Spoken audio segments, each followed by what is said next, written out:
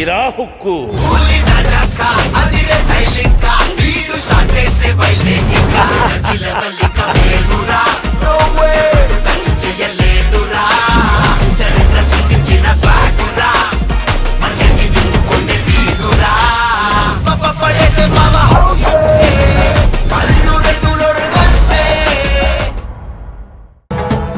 కొంతమంది లంచాలిచ్చి అవార్డు తీసుకుని షో కేసులో పెట్టుకుంటారు.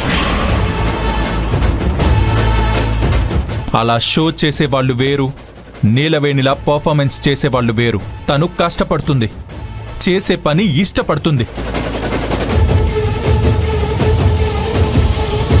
అవార్డుల గురించి తనకు అర్థం కాకపోయినా పర్లేదు, కానీ నీలవేణి గురించి జనాలకి అర్థమైతే చాలు.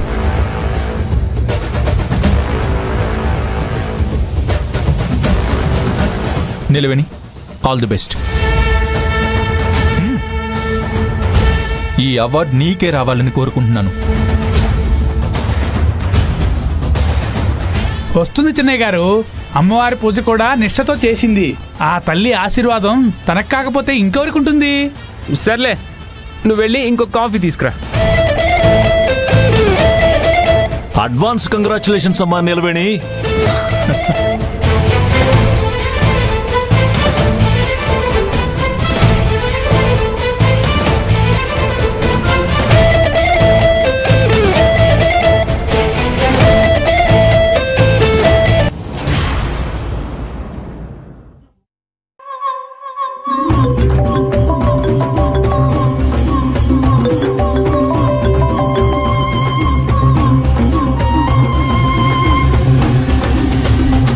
హలో హలో అర్చన, వినిపిస్తుందా? ఇంకా మీ ఇంటి కోడల్ని కాలేదు కాబట్టి వినిపిస్తుందిలే. దీని పొగరు చూడు. కోడలైపోతే ఎవరి మాట వినిపించుకోను అని ముందే చెప్తుంది. ఇప్పుడు వినిపించట్లేదు. నేనేం మాట్లాడలేదు. మైండ్ వాయిస్ అనుకుంటున్నావా? అలా అనుకుంటే ఫోన్ ఎందుకు చేస్తాను? అదే అడుగుతున్నాను, ఎందుకు చేశావు అని. నువ్వు భలే జోకులు వేస్తూ ఉంటావు. నువ్వు అడిగే స్టైల్కి చిన్న కన్ఫ్యూజ్ కూడా అయ్యాను. కానీ ఇప్పుడు నేను చెప్పేది సీరియస్గా విను. నువ్వు కన్ఫ్యూజ్ అవ్వకు. Any problem? అది నువ్వే డిసైడ్ చేయాలి. అవసరమైతే క్రియేట్ చేయాలి. ఇంట్రెస్టింగ్. విషయం ఏంటో చెప్పు. బెస్ట్ విమెన్ ఎంటర్‌ప్రెన్యూర్ అవార్డుకి నీలవేణిని సిఫార్సు చేస్తున్నాడు మా బ్రదర్. వాట్? అసలు అలాంటి ప్రెస్టీజియస్ అవార్డుకి తన పేరుని సిఫార్సు చేస్తే మన ఇమేజ్ డ్యామేజ్ అవుతుంది కదా. అక్కడున్న నువ్వు కూడా ఇక్కడ ప్రెస్టీజ్ గురించి ఆలోచిస్తున్నావు.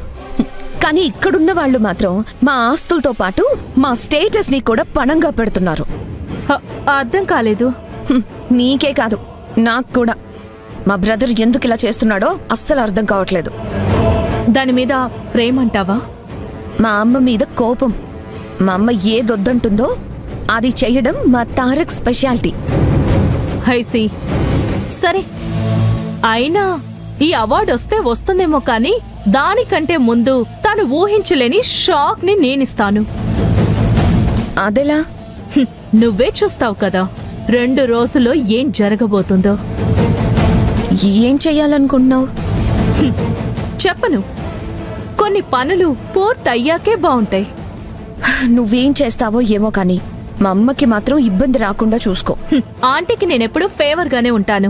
నువ్వేం వరీ అవ్వకు. బాయ్.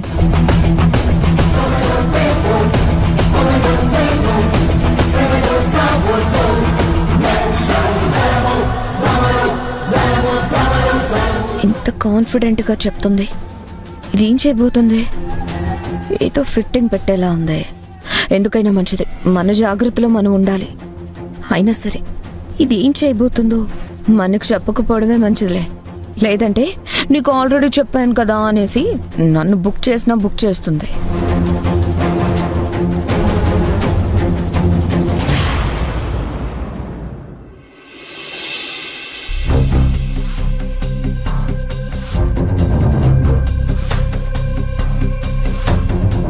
ఏం కావాలమ్మగారు?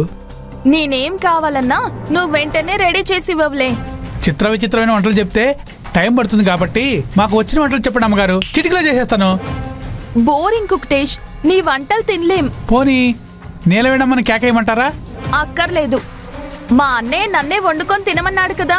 కాసేపు ఆగితే అందరూ భోంచేస్తారు కదమ్మా. ఈ లోపు మీకు కావాల్సింది చెప్పండి, చేసి పెడతాను. అయినా నేను ఎంతసేపు వెయిట్ చేయాలో నువ్వు చెప్పడం ఏంటి? నాకు ఆకలేసినప్పుడు నేను తింటాను, నచ్చకపోతే వదిలేస్తాను. నోరు మూసుకొని నీ పనేదో నువ్వు చూసుకో. వంట చేసి పెడతానన్నా వినరు. ఈ నీలవేణి వల్ల పని వాళ్ళకు కూడా మా గురించి మాట్లాడుకోవడం ఎక్కువైపోయింది. నీకు ప్రతిరోజు నీలవేణినే వండి పెట్టాలా? ఏ నువ్వు వండుకోలేవా? ఇక నుండి నీకు నచ్చింది నువ్వు చేసుకుని తినడమే కాదు, నలుగురికి వండి పెట్టాలి.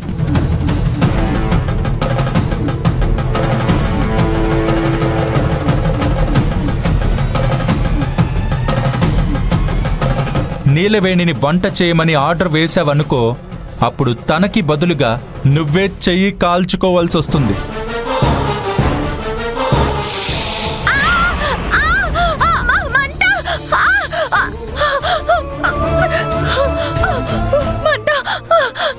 ఏమైంది అమ్మాయి గారు?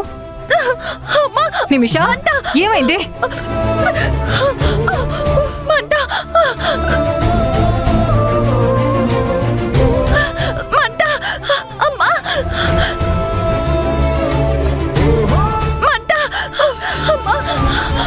చెయ్యి కాలినట్టుంది. ఒక్క నిమిషం ఉండండి.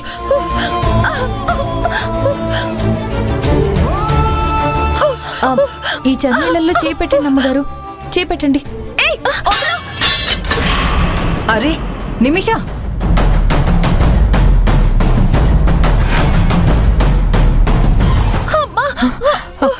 అయ్యో అమ్మగారు, అయ్యో నిమిషా, జాగ్రత్త. నీ చేతి మంట తగ్గాలని నీ చెయ్యిని నీళ్లలో పెట్టించబోతే అలా చేదరించుకుంటావేంటి నిమిషా? అసలు నువ్వెందుకు వచ్చావే ఇక్కడికి? నీకేమైనా కావాలంటే కుక్ టేస్ట్ చేసి పెడతాడు కదా. తన వంటలు నాకు నచ్చవు. పోనీ నీలవేణికైనా చెప్పాల్సింది. నీలవేణి వండనని చెప్పేసింది కదా, ఇక నేను ఎలా అడుగుతాను? అందుకే నా పాటలేవో నేను పడ్డాను.